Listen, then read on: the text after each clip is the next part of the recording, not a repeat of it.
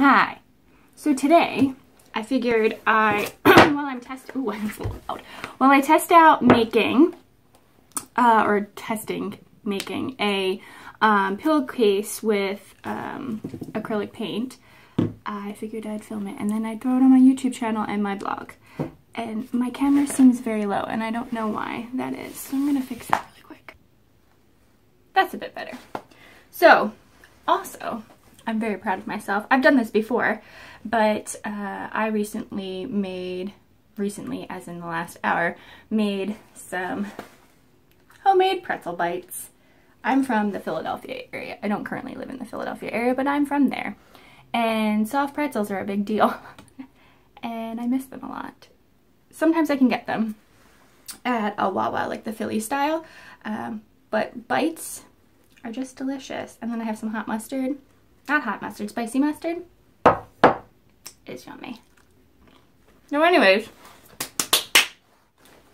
what we're going to do. Pillowcases. These are $4 at IKEA. Not a bad price for a pillowcase. It's 20 by 20. And the inside, if you get them at IKEA, my light's going all over the place. If you get them at IKEA, I believe they're like $2.99 or something like that. So what you want to do is you actually want to take this out, wash it. At least that's what it says to do when you're doing it. Take it out, wash it, iron it, all that good stuff.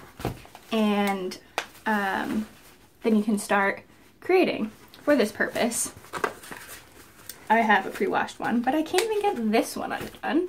How the heck are you supposed to get these things out of the package? Like, this is ridiculous.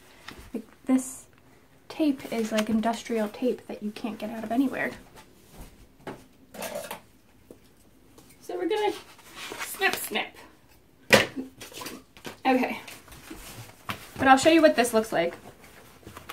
Ooh. Not ironed or any of that type of stuff for right now. Okay. It's about this big. 20 by 20. So if you can figure out what 20 by 20 is, you're good to go. Right, so you wash and you iron. It's the Gurli, G-U-R-L-I brand, $4. The other stuff that you need is something to stick inside of your pillow. This is a cardboard box. I think it's actually an Honest box. They come in handy, those Honest boxes. I'm not sure if this might be too big, the box, but you can also get, I'm watching people drive outside, you can also get like cardboard flaps or whatever cardboard that you have, and I use some blue tape and stick it together. That works as well. Other stuff that you need, fabric medium. That's what you're going to use to mix with your acrylic paint. I use Martha Stewart because that is my favorite. It's multi-surface. I really love it. I should probably move these pretzels because I'm afraid that I'm going to dump something in this mustard, which wouldn't be a good thing. I should also move my camera. Maybe that will be better. Okay. And it says on the back here, I think, this is water-based. I don't think that'll be an issue.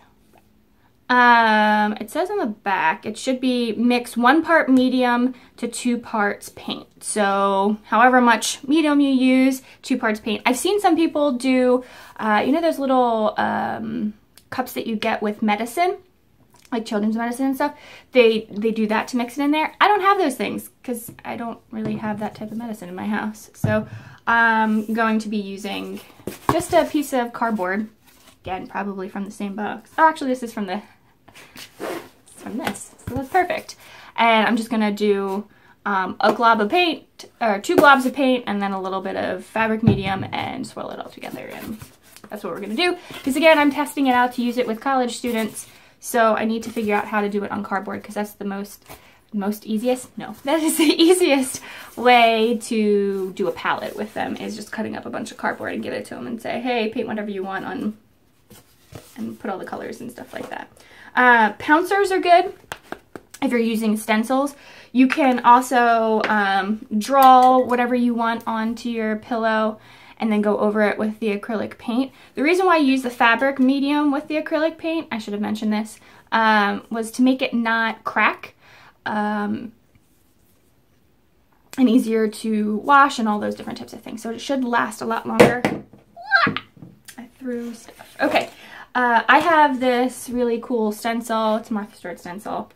I really like the flowers. I think it's because I saw this and I was like, Beauty and the Beast, because it's my favorite Disney princess movie if I had to pick one. And this very much reminded me of that. I know it's not a rose, whatever. I didn't care. It just reminded me of that. So, and I think this will go or look neat in my living room potentially. Or in all honesty, if it doesn't go in my living room, I just might sell it on my Etsy shop. And if you're wondering what my Etsy shop is down below in the description bar. You can also go to my blog, which is also down below, and you find a link to my Etsy shop as well. Currently, it's mostly knitted things that are up there, but I should be putting some notebooks and some other stuff up coming up soon. Yeah, scissors, tape, like anything that you potentially need. You can also do some freezer paper. And you can make a stencil out of freezer paper. If you don't know how to do that, maybe I can do a video about that later. But that's really easy to do. You make a stencil with freezer paper and you iron the freezer paper actually onto your fabric, and then you do your painting over that. So that kind of gives an artist a way to do a multitude of stencils and not having to buy these types of stencils. But I just happened to like this one and I knew I would use it multiple times. So for me, buying this was good. And I used a coupon. Always use a coupon when you go to craft stores. That is a tip that I give to everyone. Always use a coupon wherever you can. Coupons are fantastic, and if they have them, use them. Okay, so I'm going to prep everything and be back in a jiff.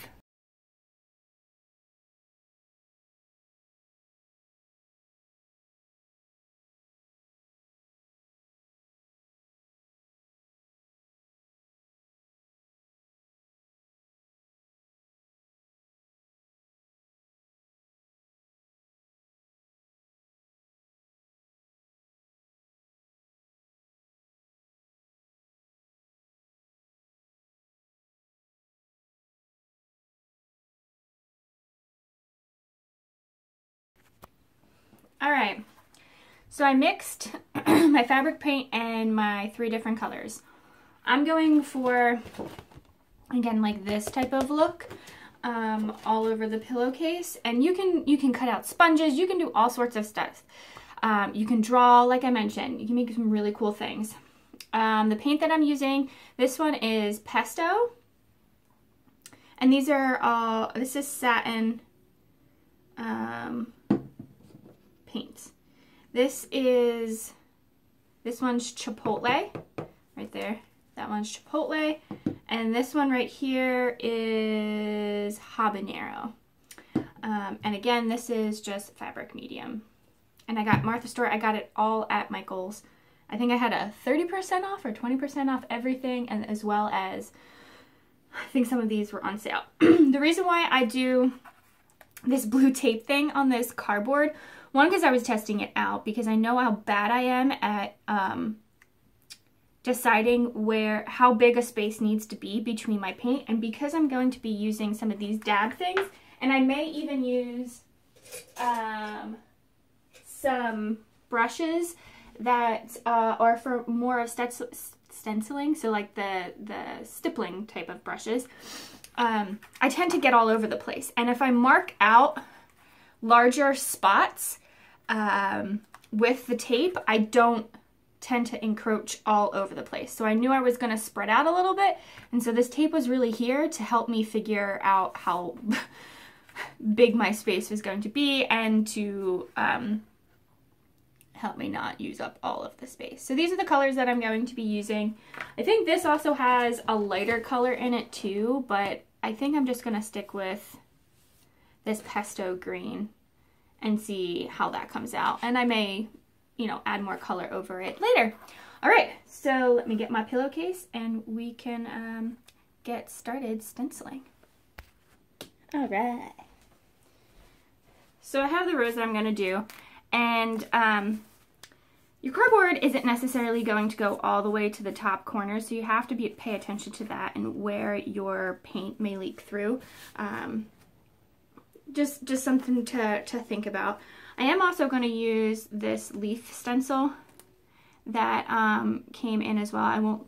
I don't think I'll use all of the stems of it, but that will be kind of up here, and you just kind of map out your design and play with it however you want to play with it. I don't know what color I want to use. Do I want to use this one? Do I want it to be the dark red, or do I want it to be the light red? Do I want to do, I don't know. So this is what, like I said, going to be a huge test.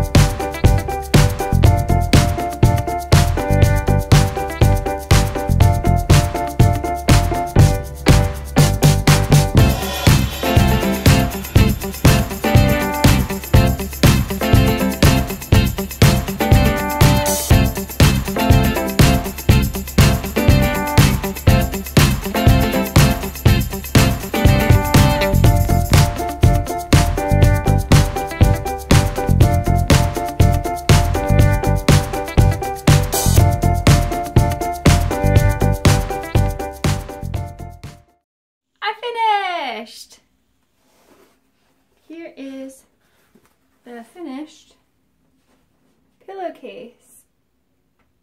It looks so good.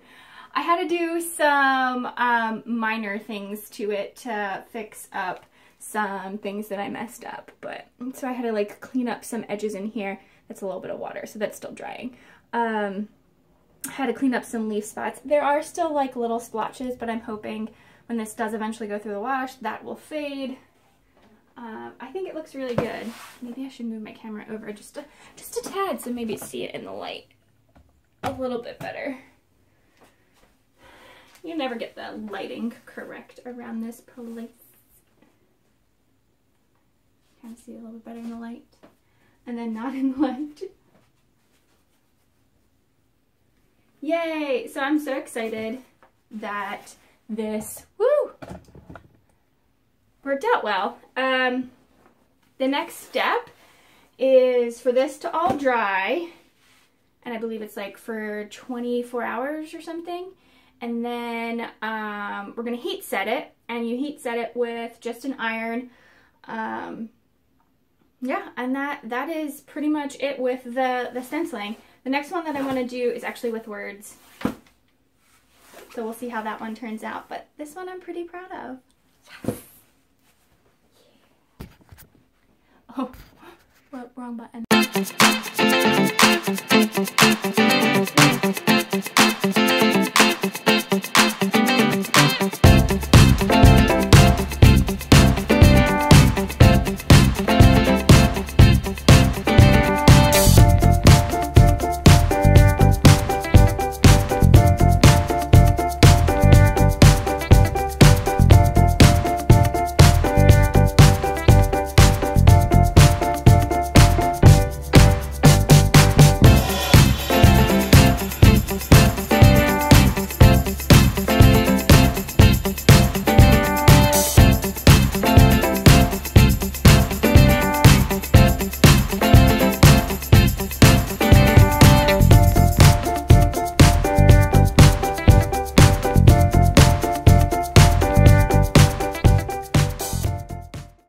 Something important I wanted to mention.